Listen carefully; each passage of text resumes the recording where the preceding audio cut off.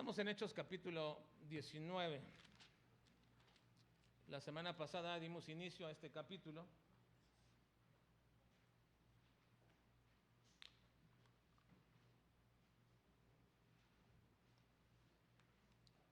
En un estudio que ya nos ha llevado más de 2 años del libro de los Hechos. Y no creo que alcancemos a terminar este año tampoco con el libro de los Hechos, pero trataremos, si Dios nos permite, ir avanzando. Hechos capítulo 19.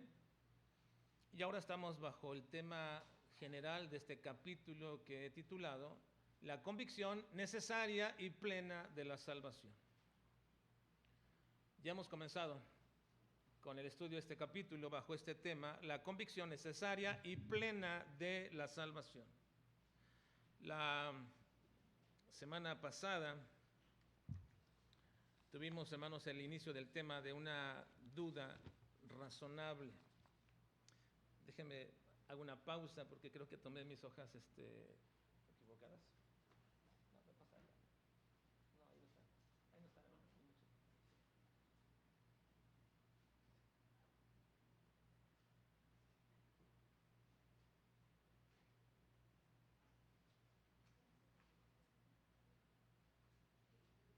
Richie, ¿me las entrega? No encuentro mis hojas, ¿verdad? No, aquí está. ¿Puedes ayudarme, Richie, por favor, donde las pusiste? Porque no las encuentro. Perdón, hermanos. Esta es la segunda vez que me pasa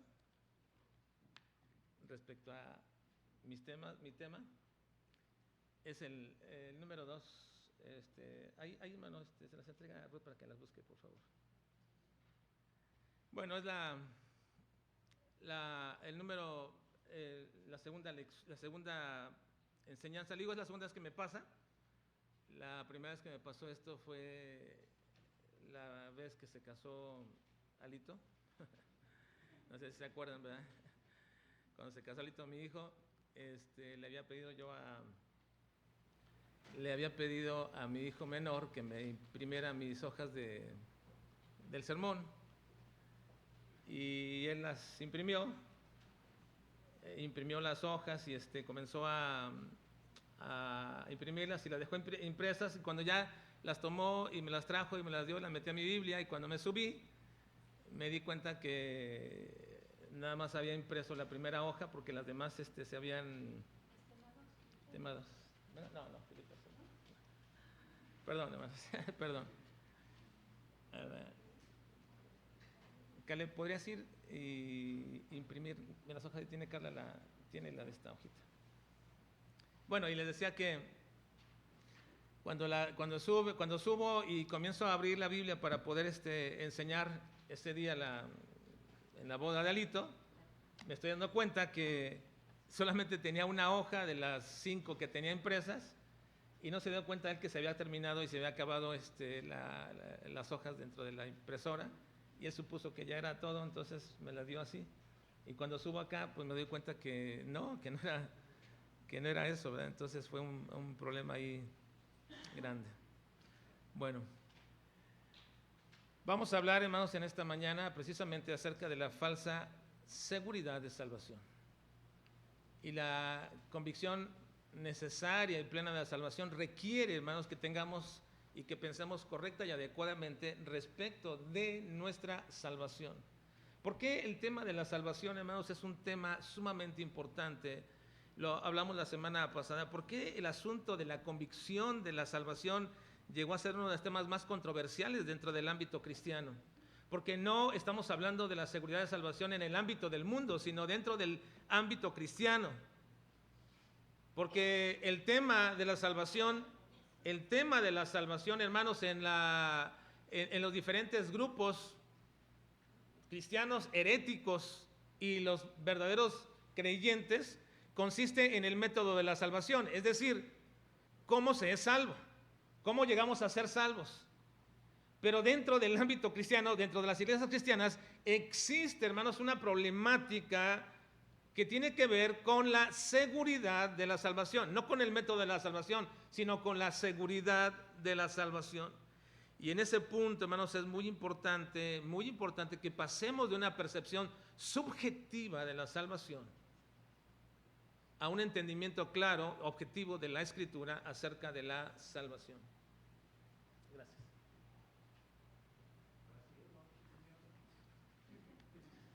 Entonces vamos a ver, hermanos, ahora las falsas fuentes de seguridad. La semana pasada establecimos lo que es la duda razonable.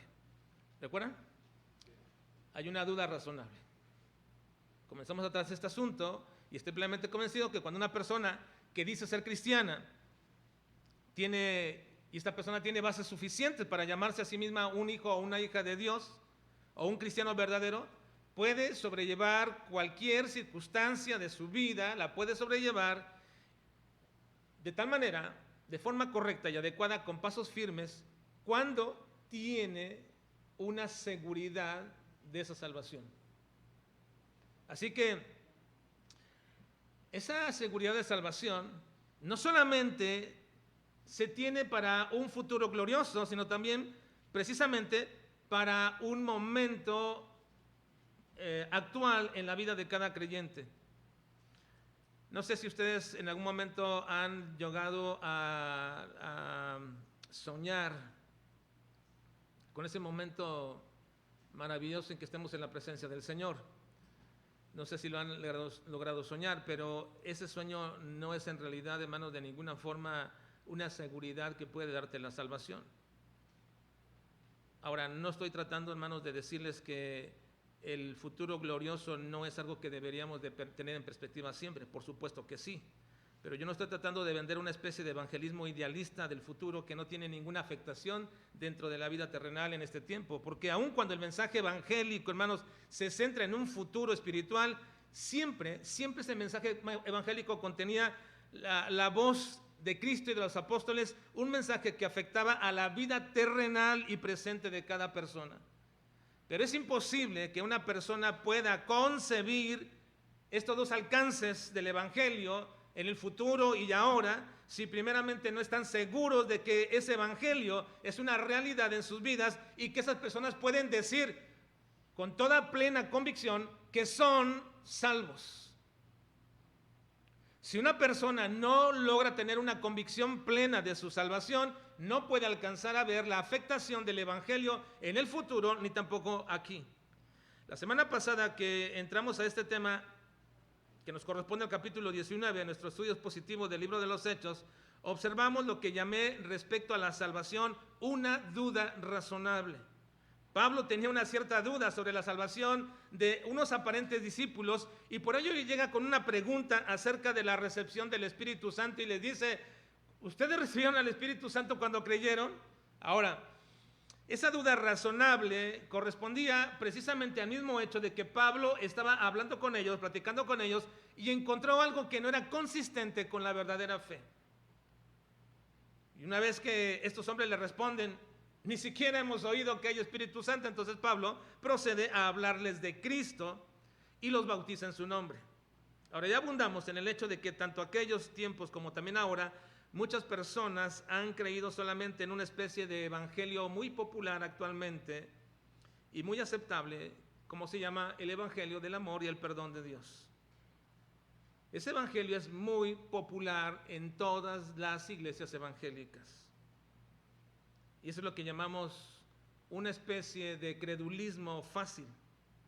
Es decir, si tú le dices a una persona que Dios le ama así como es, que Dios te ama así como eres y que no te pide absolutamente nada, entonces las personas dicen: bueno, así es, si yo soy así de esta manera, con este pecado, con estas prácticas, con todo esto en mi vida, y Dios me ama así, que bueno, gracias a Dios, y ahora simplemente pídele al Señor que te dé la salvación y así seguirás en tu vida.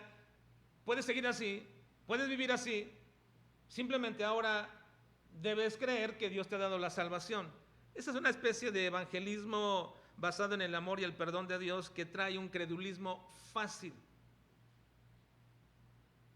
De tal manera que instamos a las personas a orar, pidiendo o diciéndoles que oren para que Cristo les salve. Y cuando una persona entiende esto como tal, así sencillamente, entonces relativamente eso es fácil. Cuando tú le dices a una persona: mira, lo único que Dios quiere es que en este momento le pidas perdón, que creas en Él y que Él te dará la vida eterna, ese es relativamente fácil. Por eso llamo el credulismo fácil a esto. Ahora, ese evangelismo es relativamente muy fácil, tan fácil que muchas personas lo rechazan por ser tan fácil. No sé si a ustedes les ha pasado, pero cuando hablamos, o cuando iba a hablar esto, le dicen, ¿así de fácil? ¿Así es todo? Y la gente dice, bueno, pues sí. La gente que predica este evangelio sencillo, fácil, credulismo fácil, pero así de fácil nada más le pido a Cristo que me perdone y ya me da la vida eterna. Y bueno, una vez que se le convence a esa persona con una variedad de argumentos, tales como, mira, no necesitas absolutamente nada, simplemente creerlo. O le podemos decir, bueno, por ahora Dios no te pide absolutamente nada, después aprenderás lo que debes hacer. Bueno, o ahora pídele a Cristo que sea tu Salvador y ya en el proceso Él le pedirás que sea tu Señor, etcétera, cosas como estas. Entonces la gente cuando comienza a oír este tipo de argumentos y agarramos algunos textos de la Biblia para poder apoyar este credulismo fácil, entonces la gente es convencida de este evangelio y dicen, bueno, si así es, entonces hagámoslo. Se les convence a estas personas de que oren, de que levanten su mano, de que pasen al frente. Eso es simplemente lo que necesitan para ser salvos, según el evangelismo de amor y perdón de un credulismo fácil. Y así es como se ha evangelizado a muchísima gente. Y no digo que toda persona que haya hecho eso no ha entendido el evangelio, no estoy diciendo eso. O que tampoco es salva, tampoco digo eso. Lo que digo que sí es muy común en todas las iglesias evangélicas el evangelizar de esta manera.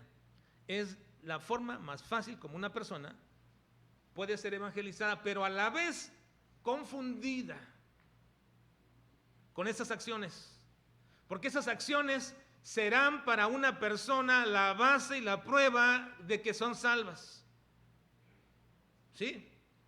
Si le preguntas a una persona que fue evangelizada de esta manera, con el credulismo fácil, mediante el evangelio de amor y perdón solamente, y le preguntas por qué dice que esta persona es salva, dirá, bueno, es que un día levanté en el culto la mano, o pasé al frente, o hice una oración, y entonces la base o la fuente de su seguridad de salvación está en esas acciones que hizo, en levantar su mano, en haber orado, o en haber pasado al frente. Ahí está la fuente de su seguridad.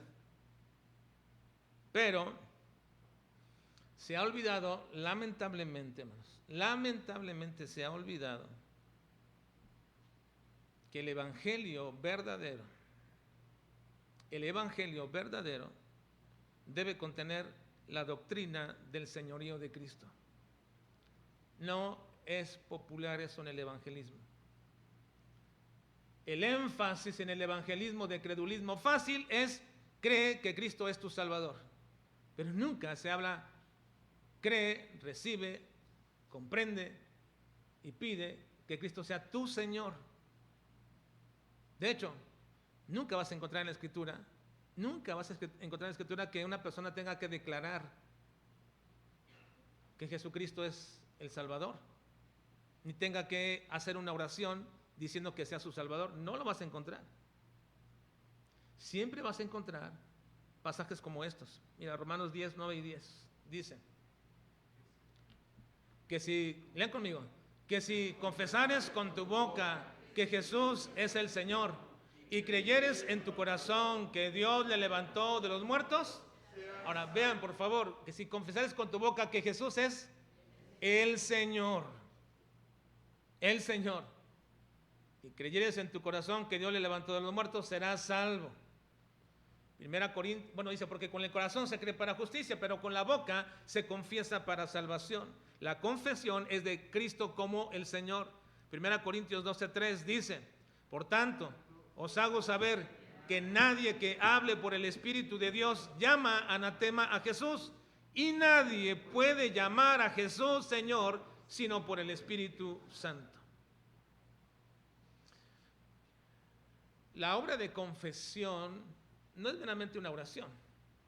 La obra de confesión es precisamente, como ya lo explicamos la semana pasada, una igualación de lo que creemos es lo que hacemos. La palabra confesión es homologeos en griego, es decir, homologar. Significa que una persona que confiesa que Jesús es el Señor, también manifiesta que Jesús es su Señor. Porque un día el Señor le dirá, ¿por qué me llamas Señor y no haces lo que yo te mando? Entonces, no es necesariamente que una persona diga Señor y ya cree que es Señor. En realidad es su Señor. Casi todas las veces que pregunto a una persona acerca de cómo saben que son salvas, siempre van a recurrir a ciertas cosas que les dan una aparente y muy subjetiva seguridad de salvación. Tales cosas como, bueno, es que yo creo que soy salvo porque vengo a la iglesia. Bueno, creo que soy salvo porque tengo un ministerio o sirvo dentro de mi iglesia. Bueno, creo que soy salvo porque mi familia ha sido miembro de la iglesia de generaciones atrás. O dirán, bueno, soy salvo porque soy miembro de la iglesia bautista juarense o de la iglesia presbiteriana de tal o cual lugar, etcétera, etcétera. Pero hermanos, todas esas declaraciones son fuentes falsas de seguridad de salvación. Toda persona que declara estas cosas como una fuente de su seguridad es una declaración falsa de seguridad, porque ninguna cosa que está mencionando ha podido jamás salvar a una persona. Ninguna persona es salva por venir a la iglesia, ninguna persona es salva por tener un ministerio en la iglesia, ninguna persona es salva por ser miembro de una familia que es miembro de una iglesia, ninguna persona es salva por ninguna de estas cosas. Pero de la misma manera, hermanos, y en el mismo carácter de falso fundamento de seguridad, también lo está el hecho de que alguien diga que está seguro de su salvación porque un día hizo una decisión por Cristo, porque un día oró, porque un día pasó al frente, o porque un día fue anotado en una tarjetita de control de las personas que se levantaron su mano en cierta ocasión. Cuando alguien piensa que estas son la fuente de su seguridad de salvación, entonces está equivocadamente seguro. Ninguna de estas cosas es una fuente real, correcta y segura de salvación. Incluso, hermanos, ni tampoco lo es una fuente de seguridad de salvación el hecho de que una persona ostente ciertas prácticas o capacidades espirituales. Tampoco lo es. Una persona no puede arguir que está seguro de su salvación por ninguna cosa que hemos dicho anteriormente, pero tampoco una fuente segura de su salvación es decir que practica u ostenta ciertas capacidades espirituales. Y eso es lo que vamos a ver en esta mañana, en este párrafo que nos corresponde de estudiar. Versículo 8, por favor, vaya. Versículo 8.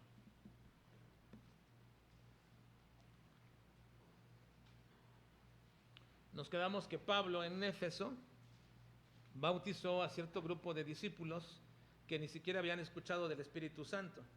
Y ahora, después de que creyeron, Pablo siguió predicando y versículo 8 nos introduce a la continuidad del tema. Versículo 8, leamos. Y entrando...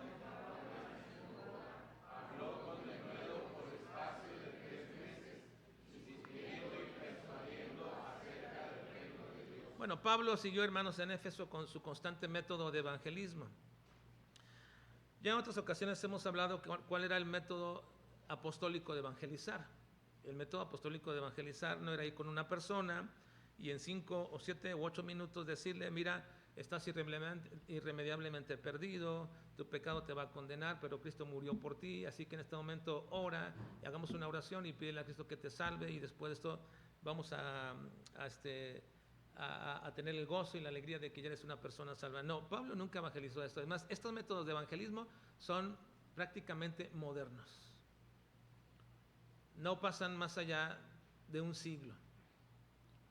Los grandes evangelistas de cierto momento, como Charles Finney, como incluso Jonathan Edwards, como John Whitfield, como Billy Graham, y en el mundo latino, como se me acaba de ir el nombre, un evangelista muy conocido de argentino, y algunos de ellos que llenan estadios y hacen profesiones de fe, que hay gente que levanta su mano y todo eso. Ese método de evangelismo rápido, dinámico, instantáneo, pervirtió, hermanos, equivocadamente la forma de evangelizar de los últimos siglo y medio. El método de evangelismo apostólico duraba horas, días. Lo hemos visto con Pablo. Ya lo hemos visto y observado y lo hemos probado. Duraba suficientemente tiempo para presentar con la escritura del Antiguo Testamento que Jesús era el Cristo. Y no era cuestión de unos 5 minutos. Es imposible. Así que Pablo siguió en Éfeso su constante método de evangelismo. Y recuerden, hermanos, que su énfasis era siempre demostrarle a los judíos que Jesús era el Mesías esperado y que el Antiguo Testamento tenía todas las pruebas suficientes para probar precisamente que Jesús era ese Mesías.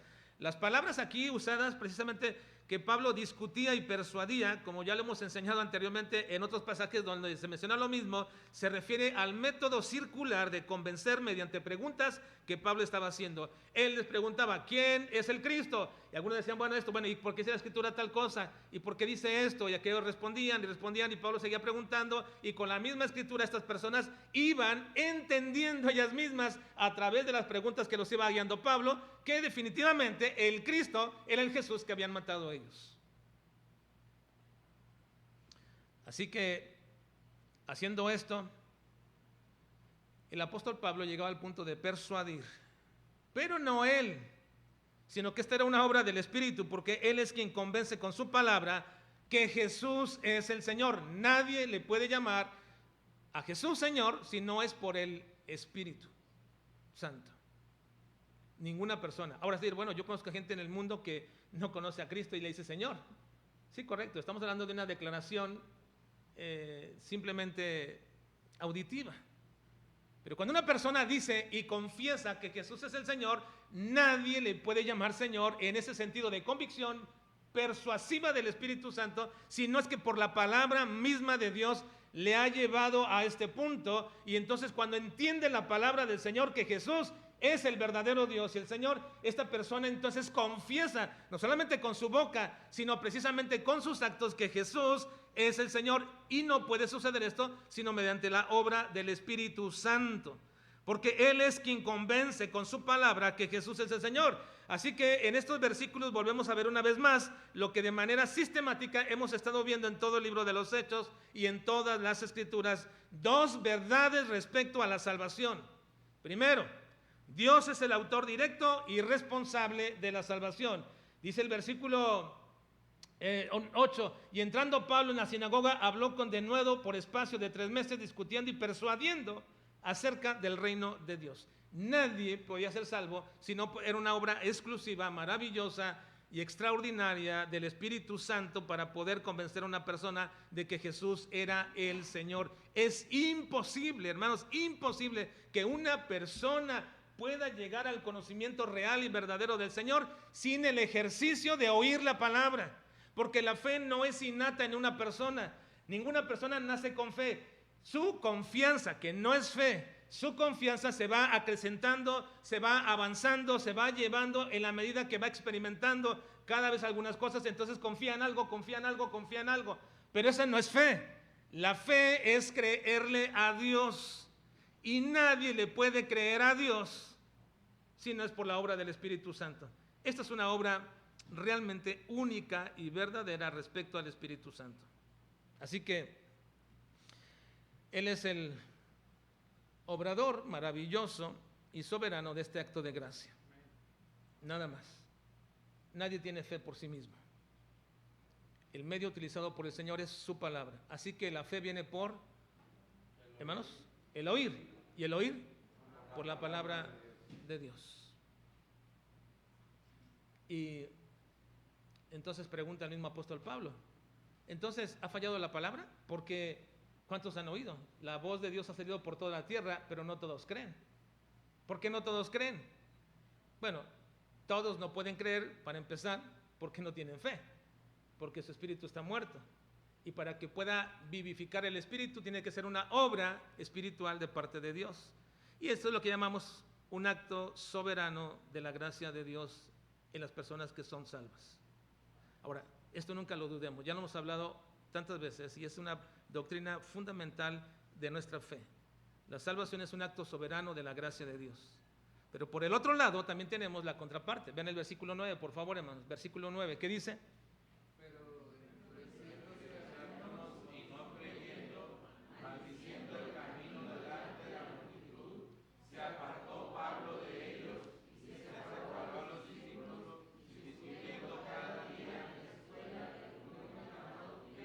Ahora vean, creyeron algunos como un acto soberano de la gracia de Dios, pero por el otro lado nos dice que estos hombres se endurecieron, muchos de ellos judíos se endurecieron y maldijeron el camino delante de la multitud.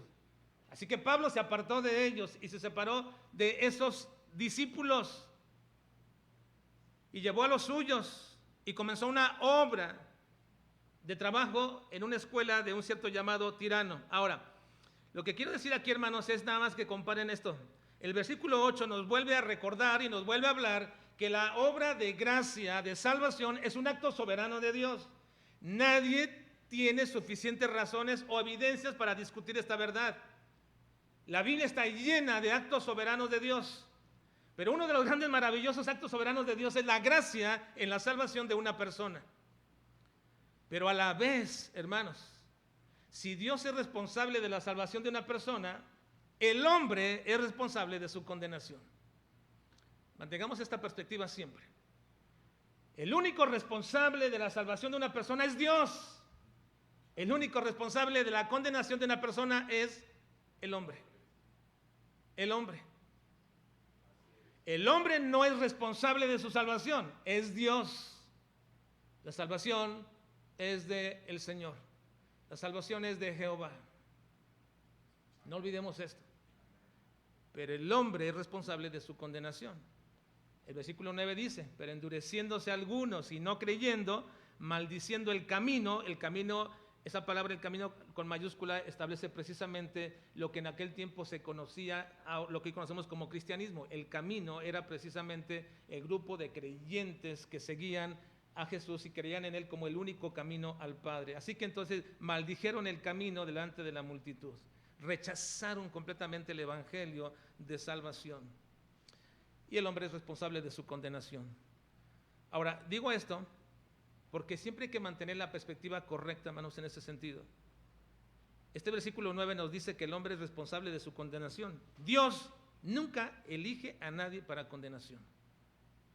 No hay en la Escritura ninguna consideración de estas. Aun cuando algunos quieran encontrar una cierta lógica de deducción, no hay tal cosa. La Escritura nunca dice tal cosa. Dios solamente emite el juicio santo y justo de condenación a un pecador, pero es el hombre quien peca. Es el hombre quien desobedece la ley santa de Dios. Y es el hombre quien por causa de su naturaleza muerta espiritual repele y rechaza a Cristo, la única verdadera fuente de salvación. Ahora, es mediante este entendimiento claro de lo que la Escritura enseña que Dios es el autor único de la salvación y que el hombre es responsable de su condenación, que entonces la tensión que existe y que en algunos provoca la doctrina de la elección se mantiene entonces dentro de los límites de una correcta interpretación y exégesis bíblica. Siempre mantengamos esto cuando hablamos de la elección. Dios es el autor único de la salvación. El hombre es responsable de su condenación. Mientras mantenemos esta perspectiva bíblica que la Biblia nos presenta en toda la Escritura, entonces no tenemos ningún problema con creer la doctrina de la elección. Así que Pablo, hermanos, en este acto de dureza y de incredulidad y rechazo grotesco al Evangelio y a la persona de Cristo, se sale de aquella sinagoga y comienza a enseñar dentro de las aulas de una escuela que se llamaba aquel hombre Tirano. Tirano es un nombre griego que significa simplemente el que gobierna únicamente. Ahora, no era un gobernador así le pusieron. usamos la palabra tirano como algo peyorativo, pero no, simplemente el que gobierna. A veces esta palabra se le puede aplicar a algunos padres y algunos hijos la aplican, ¿verdad? Eres un tirano. Y pues sí, así es, porque yo gobierno el hogar, mi casa. En forma correcta eso significa. Como también cuando decimos que Dios es soberano, la palabra griega utilizada es déspota. Soberano es déspota, uno que ejerce dominio porque tiene autoridad para hacerlo. Y Dios es un soberano, el único soberano en realidad. Así que Pablo, ante esta dureza y incredulidad y rechazo grotesco al Evangelio, se sale de ahí y comienza a enseñar en aquella escuela de este tirano, que era el dueño o el rector de aquella escuela, que por supuesto era una escuela de filosofía, y le permitió a Pablo enseñar una clase, y por supuesto que esta materia en aquella clase era de teología. Era teología. Y lo hizo por 2 años Pablo. Y formó entonces en aquel lugar a los primeros teólogos formales, y de esta manera se comenzó a expandir el evangelio por aquel lugar. En todo caso diríamos que era el primer instituto bíblico o seminario. Vean el versículo 10, el resultado de esto. Dice versículo 10, así continuó por espacio de 2 años, de manera que todos los que habitaban en Asia, judíos y griegos, oyeron la palabra del Señor Jesús. Ahora, hasta aquí he puesto la parte, hermanos, contextual de nuestro texto que estamos examinando esta mañana.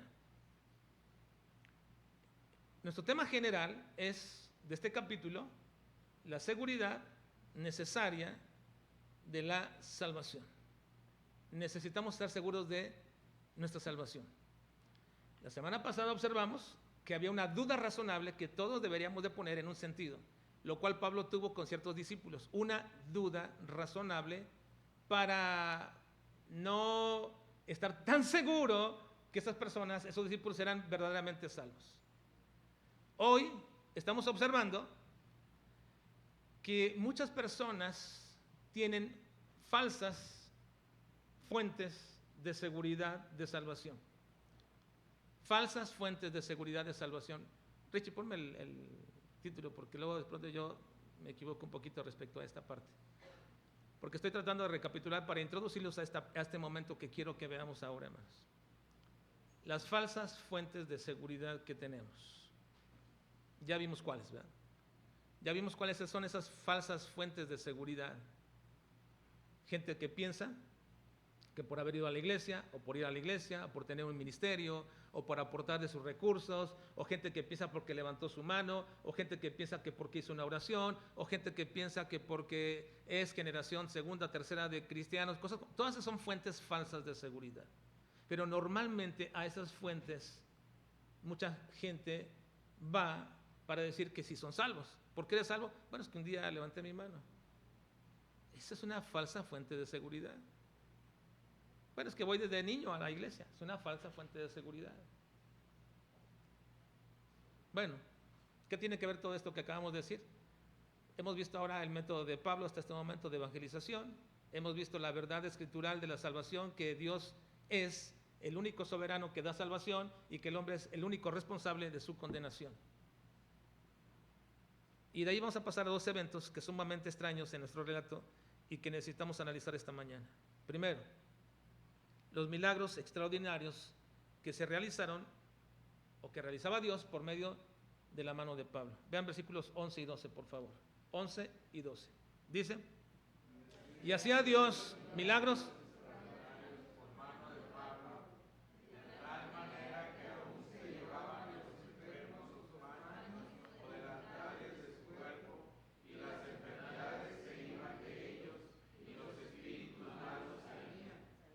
Así que esta es una parte también un poco extraña del relato, los milagros extraordinarios que realizaba Dios por medio de la mano de Pablo.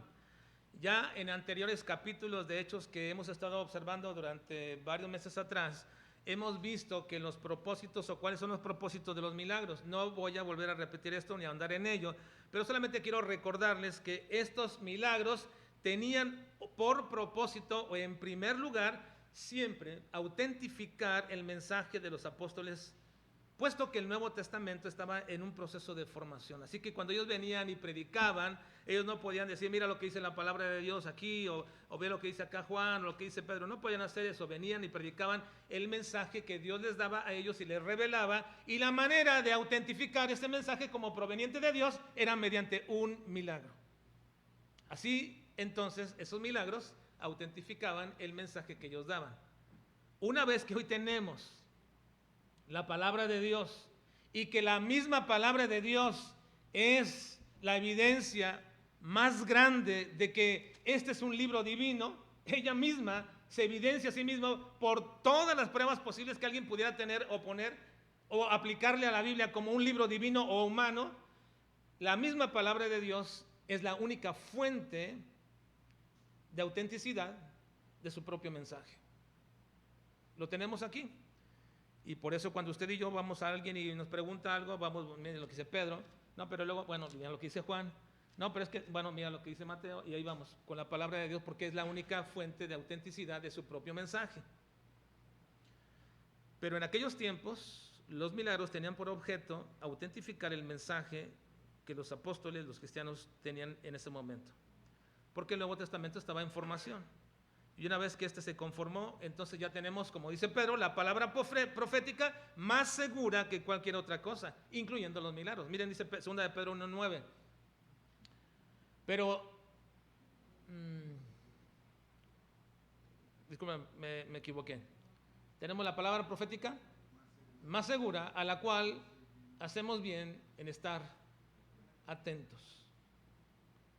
Así que tenemos la palabra profética más segura, a la cual hacemos bien estar atentos. Pedro dice en su mensaje, que él escuchó la voz del Señor junto con aquellos apóstoles en la transfiguración, y lo oímos, dice, y lo vimos ahí, pero luego aclara, pero tenemos la palabra profética más segura que ese evento que ellos vieron. Nadie me puede a mí negar que yo vi esto, nadie me puede a mí negar que yo oí la voz del Señor, pero tenemos la palabra profética más segura que eso. Ahí está, a la cual bien hacéis en estar atentos como una antorcha que alumbra en lugar oscuro hasta que el día esclarezca y el lucero de la mañana salga en vuestros corazones. Bueno,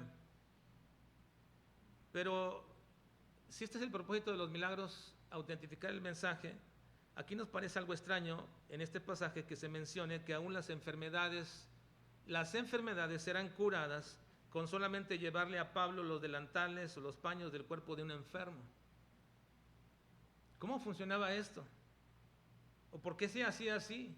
¿No les parece esto como un poco de fetichismo? ¿No les parece esto como algo medio oculto, algo medio de cosa que no es muy claro? Bueno, hermanos, muchas personas dicen, ¿y cómo es que sucedía todo esto?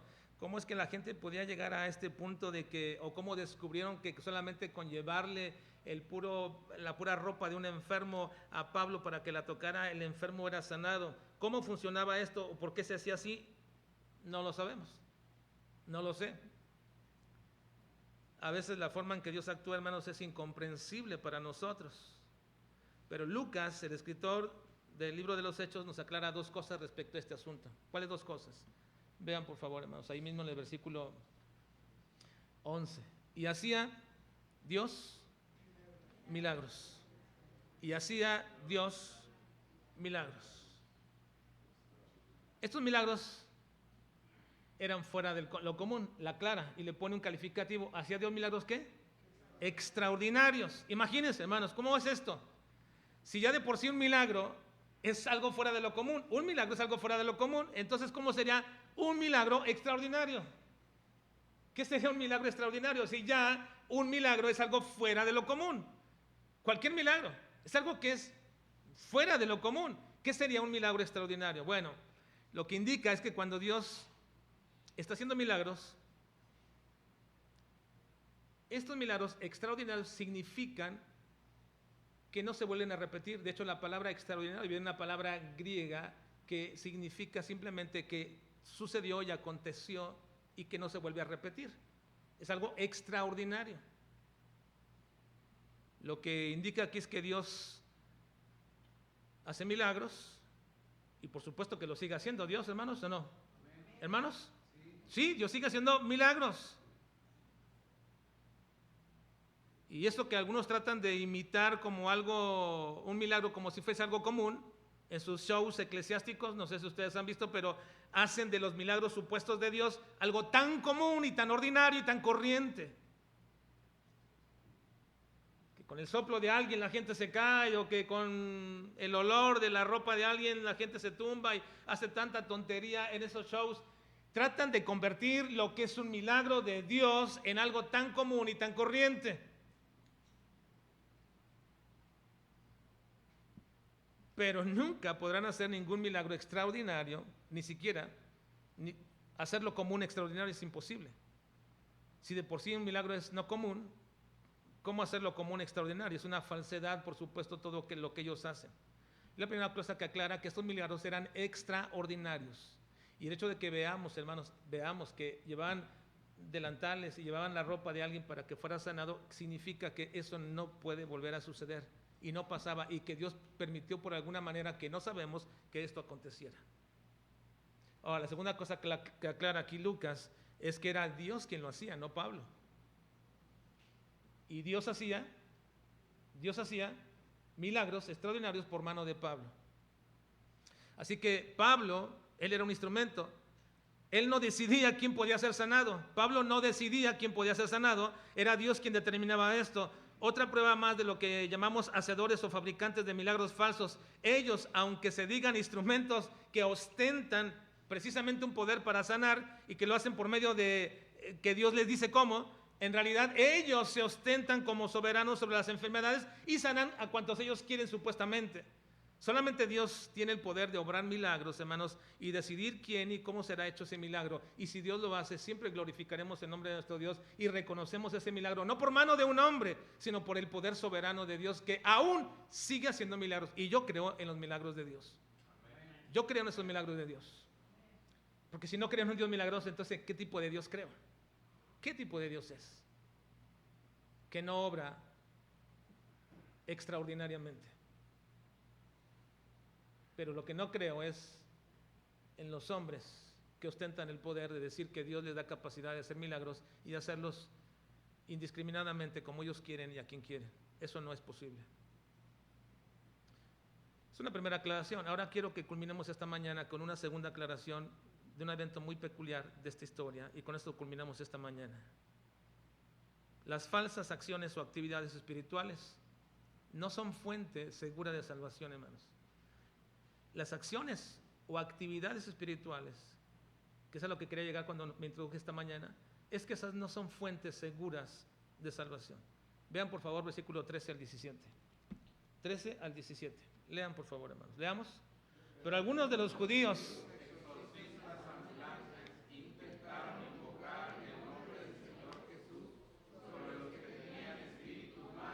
diciendo: os conjuro por... Había 7 hijos de un tal Esceva, judío, jefe de los sacerdotes, que hacía esto. Pero respondiendo el espíritu malo, dijo: a Jesús conozco y sé quién es Pablo, pero vosotros, ¿quiénes sois? Y el hombre en quien estaba el espíritu malo, saltando sobre ellos y dominándolos, pudo más que ellos, de tal manera que huyeron de aquella casa desnudos y heridos. Y esto fue notorio a todos los que habitaban en Éfeso, así judíos como griegos, y tuvieron temor todos ellos. Y eran magnificados en el nombre del Señor Jesús. Hasta ahí. En aquel tiempo, hermanos, había exorcistas judíos que practicaban un oficio muy particular, que era echar fuera demonios. Y lo hacían con cierta superstición y con cierta ceremonialidad. La palabra utilizada aquí, exorcistas, de la palabra griega exorquistón, simplemente significa, o se deriva de una raíz que significa atar algo con un juramento. Exorcismo significa eso, atar a alguien con un juramento. Los exorcistas antiguos intentaban expulsar a un demonio invocando el nombre de un ser espiritual más poderoso. Esa era la práctica de los judíos. o de algunos exorcistas de aquellos tiempos, también llamados en algún momento magos o hechiceros. Y lo que hacían en su práctica es que veían a una persona endemoniada, iban con ellos, y entonces ellos creían que ciertos demonios o ciertos personajes o ciertos dioses de los suyos que eran más poderosos, les decían: te conjuro en el nombre de este demonio o de este personaje o de este Dios más poderoso que tú, que salgas. Y definitivamente pensaban que era posible con todo ello. Por eso estos hombres pensaron que pueden hacer lo mismo en el nombre de Jesús. Ahora, esta práctica era muy común, aún entre los propios judíos. Miren, Mateo 12:27 dice: y si yo echo fuera a los demonios por Belcebú, porque le decían a Jesús que le echaba fuera demonios por el mismo Satanás, porque ese era el pensamiento. Más fuerte que un demonio es el mismo diablo. Entonces tú echas fuera a los demonios por el poder del mismo demonio. Y dice Cristo: si yo echo fuera a los demonios por Belcebú, ¿por quién los echan vuestros hijos? ¿Había una práctica en hacer eso? Sí, judíos hacían esto. ¿Por quién lo echan vuestros hijos? Por tanto, ellos serán vuestros jueces. Ahora, los hechizos de fantasía y de fórmulas mágicas y rituales eran muy diferentes a la absoluta autoridad delegada que tenía Cristo y que ejercían los apóstoles. Este grupo de judíos exorcistas, hermanos ambulantes, intentaron imitar lo que creyeron que era una fórmula mágica poderosa para expulsar demonios, porque vieron que cada vez que Pablo pronunciaba el nombre de Cristo, aún los propios demonios se expulsaban o salían. Y ellos comenzaron a decirle: te conjuro a este demonio que había en aquel hombre, te conjuro por Jesús, el que predica Pablo. Y por supuesto, los judíos exorcistas fracasaron con esa fórmula, sencillamente por una razón. ¿Cuál era la razón, hermanos? Que estos hombres no conocían a Jesús. Estos hombres no tenían una relación real con Jesús. Solamente sabían que Jesús era el Señor que predicaba Pablo, no su propio Señor, no su propio Dios. Esa es una realidad no meramente que sucede en el mundo, por supuesto, pero esa es una realidad muy común dentro de las iglesias. En las mismas iglesias hay gente que asiste a la iglesia, pero que no tiene una relación personal con Cristo. Nunca han nacido de nuevo, ignoran el evangelio, no conocen a Dios. El único Jesús que conocen estas personas es al Jesús que predica el pastor, es al Jesús que predica o que cree su cónyuge, es el Jesús que creen sus padres. Así que ellos no pueden llamarle convincentemente a Jesús Señor, porque no es su Señor. Y Cristo lo dijo categóricamente en Mateo 7:21. Él dijo: no todo el que me dice Señor, Señor, entrará en el reino de los cielos, sino el que hace la voluntad de mi Padre que está en los cielos. Ahora, aquí está precisamente la explicación de si confesares con tu boca que Jesús es el Señor. ¿Por qué? Les he explicado que la palabra confesar en el griego es homologeos. Significa que lo que yo digo también es igual a lo que yo hago. Y Cristo dice: si me llamas Señor, entonces debes hacer mi voluntad. Porque hay quienes me llaman Señor y no hacen la voluntad de mi Padre. Por lo tanto, no han confesado realmente a Jesús. Así que algo muy peculiar, hermanos, aquí es que aún el mismo demonio que estaban intentando sacar reconoció esa falta de identidad verdadera y real de estos hombres. Los demonios no son omniscientes, hermanos, pero este demonio conocía a Jesús. ¿Por qué? Porque estaba sometido a él. Era sometido por el mismo Señor. Como todo demonio, el mismo diablo también está sometido. Y este demonio no solamente conocía a Jesús, también conocía a Pablo, porque Pablo tenía la autoridad delegada de Dios, y cada vez que Pablo pronunciaba el nombre del Señor, porque había una autoridad de parte de Dios en el apóstol Pablo por su relación con él, entonces los demonios se sometían. Y este demonio dijo: yo conozco a Jesús y conozco a Pablo.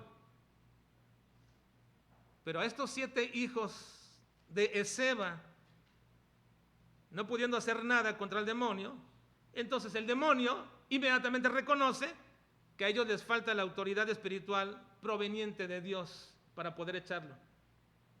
Jesús me echa, Pablo me echa, pero ustedes están intentando y no me hacen absolutamente nada. Les faltaba una autoridad real de parte de Dios, que provenía de Dios en estos 7 hijos de Esceva. Porque eso es lo que es toda persona que no tiene una fuente verdadera de seguridad de su salvación, ni puede asegurar que tiene una afiliación con Dios. No pueden saber con certeza que son hijos de Dios, o que quizás están persuadidos, pero que su fuente de seguridad es incorrecta. Y como estos hijos de Esceva solamente mencionan el nombre de Dios y de Cristo como una mera fórmula religiosa para querer obtener mediante una oración algo de Dios, algo que requieren, algo que piden. Piensan que pronunciar el nombre de Jesús como una especie de fe y de fetichismo es que lo protege y los libra de peligros y les da lo que ellos desean. Pero aquí hay una pregunta del demonio que los hijos de Esceva tenían que contestar y que también nosotros debemos contestar. ¿Cuál es esa pregunta? Dicen: conozco a Jesús, conozco a Pablo, pero ¿ustedes quiénes son? ¿Ustedes quiénes son? Y no pudieron responder. No pudieron responder. Porque su fuente de seguridad era incorrecta. Querer sacar a un demonio en el nombre de Jesús no te hace salvo, ni te da seguridad de salvación. Ahora te pregunto, ¿puedes tú responder esta pregunta certeramente? ¿Quién eres respecto a Dios? Y si dices que eres su hijo, podrías responder una segunda pregunta también. ¿Por qué dices que eres su hijo?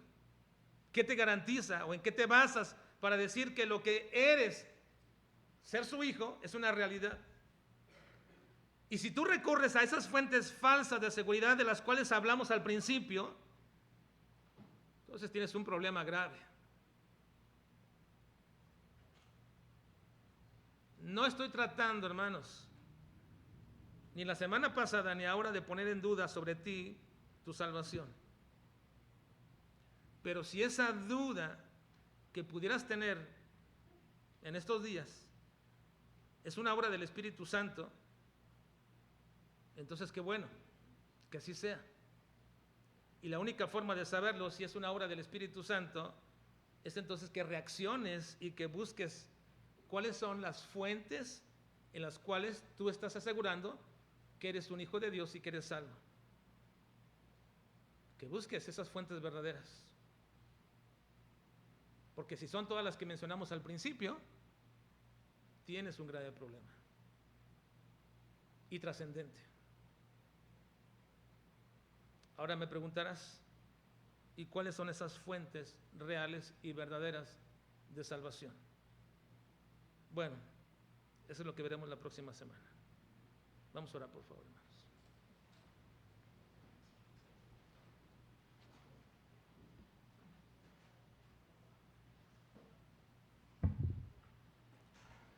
Padre, estamos suplicando en esta